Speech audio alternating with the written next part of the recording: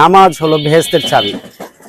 নামাজ ছাড়া কেউ কোনোদিন বেহেশতে যেতে পারবে না। ওই মেয়ে আপনার বউ বাচ্চা আছে না, হেডে লয়ে বেঁচে যায়, জানতেন যান সকাল সকাল মন মেজাজ খারাপ করেন, যান। আপনার তো মুসলমান তাই না? চান না চান বাবা আসেন না নামাজে যাই। এই মেয়ে কত কইলে গায়ে লাগতেছ না, হ্যাঁ গরম কিন্তু কইলো, জানতে। আল্লাহ আপনাদেরকে হেদায়েত করুক। আমিন জান। ঠিক আছে, আপনারা দেখেন এখন বুঝতেছেন না, যখন বয়স হবে তখন বুঝবেন যে যৌবনকালের যে ইবাদত আল্লাহর কাছে কতটুকু গ্রহণযোগ্য সেটা আপনারা বুঝবেন না। এখন তখন বুঝবেন যখন আপনারা সেজদায় যায় সেজদা দিতে পারবেন না। যখন মনে করেন আপনারা সেজদা দিতে যাবেন মাজার মাঝে ব্যথা থাকবো, মানে হুট করে আপনার আমার যখন মাজা বায়ু চলে আসবে। এবারে চুপ থাক, আমার যখন মাজা ব্যথা করব না তোরা ডাকু মালিশ করতে, জানতে পাক সর। বাজান আসসালামু আলাইকুম। বাজান আজান দিছে, নামাজের টাইম হয়েছে, চলেন না নামাজে যাই। দেখ দেখ কোনটার কথা জন্য কইছিলাম, এই মালটা দেখেন ভাই। বাজান আপনারা কি শুনতেছেন আমার কথাটা? যান আপনার কাম আপনি যান, দেখতেছেন না কাম করতেছি। দেখেন বাজান নামাজের টাইম হয়েছে, এখন এখানে বসে না থেকে মনে হয় নামাজটা পড়লে ভালো হয় না? মানে বইয়া রইছে আমরা কি জিনিস কাম করতেছি। চুপ থাক, আপনাকে নামাজের নিয়ত করে বেরিয়েছেন না? জি। আপনি নামাজের নিয়ত করে বেরিয়েছেন, যান নামাজ পড়েন যান।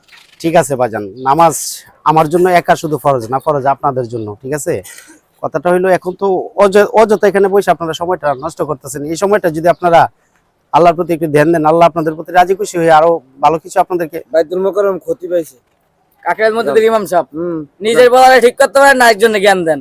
সারাদিন নেশা মেশা করে বসে থাকে ওই জায়গায়, আপনার পোলা নামাজ যান যান। বাজান আমার পোলা কি আপনারা কি? আমার পোলা তো আমি শাসন করতেছি বা চেষ্টা করতেছি তাকে লাইনে আনার জন্য। আমগো বেশি কি লেগে পড়ছেন, জান তো নামাজে যান। আপনারা তো আমার সন্তানের মতোই তাই না? সন্তান তো না, জানতো গেছেন না। দেখেন ইহকালটা হইলো ক্ষণস্থায়ী আর পরকালটা হইলো চিরস্থায়ী। এই কনেকের শান্তির জন্য, কনেকের সুখের জন্য আপনারা মটকাটা গরম করতেছেন। এই জান তো দিকে যান, শুনেন।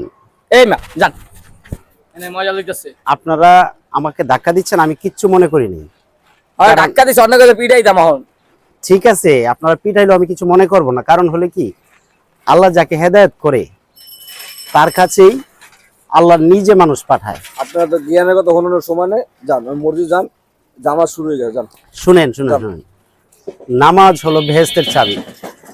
নামাজ ছাড়া কেউ কোনোদিন বেহেশতে যেতে পারবে না। ওই মেয়ে আপনার বউ বাচ্চা আছে না, হেডে লয়ে বেঁচে যায়, জানতেন যান সকাল সকাল মন মেজাজ খারাপ করেন, যান। আপনার তো মুসলমান তাই না?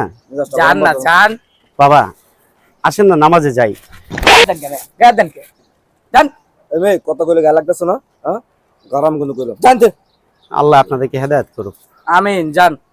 ঠিক আছে, আপনারা দেখেন এখন বুঝতেছেন না, যখন বয়স হবে তখন বুঝবেন যে যৌবনকালের যে ইবাদত আল্লাহর কাছে কতটুকু গ্রহণযোগ্য সেটা আপনারা বুঝবেন না। এখন তখন বুঝবেন যখন আপনারা সেজদায় যায় সেজদা দিতে পারবেন না।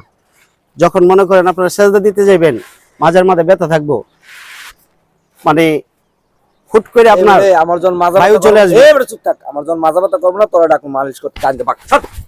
আল্লাহ আপনাদেরকে হেদায়েত করুক। জান জান তো আমাকে থাপড় দিচ্ছেন না, আমি কিচ্ছু মনে করিনি, আমি একটু ব্যথা পাইনি। তবে আমি কোন কার কটা দিমু যে কয়দিন আমি আপনাদেরকে সামনে পাবো ততদিনই আমি নামাজের কথা বলবো। কথা বুঝলেন? এবারে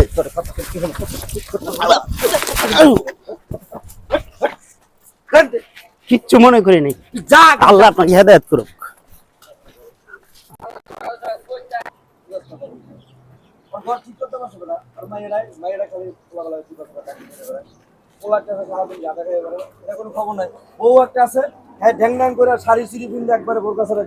আরে কয়দিন ধরে ইমাম সাহেব হইছে কাকের মসজিদে, বুঝছ নাই?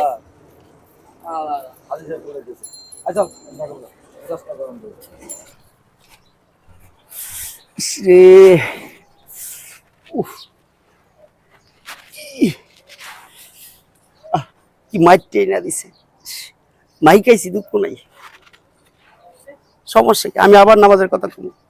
এই হুসেলাই যদি আল্লাহ আমারে মাফ করে ওদের কাছে আবার নামাজের কথা কমু। আল্লাহ তুমি ওদেরকে হেদায়েত নসিব করো।